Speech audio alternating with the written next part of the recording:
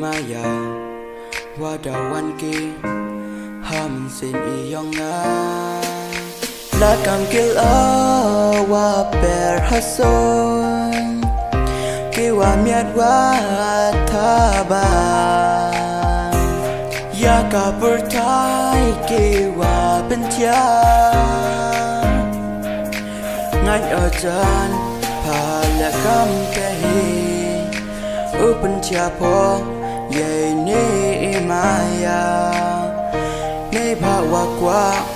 o unes kan kichirata ye ni maya iyong ngayong pa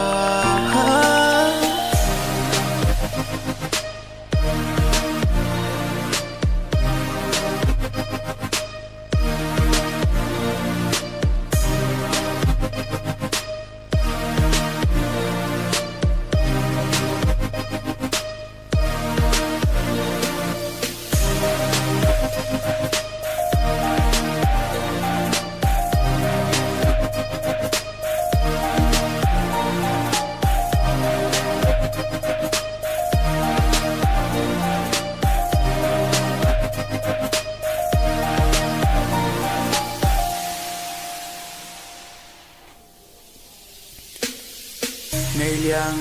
iyong nga kam wa des now hip hop uklang uong let the step ye tu imaya u esikado uk so tray poki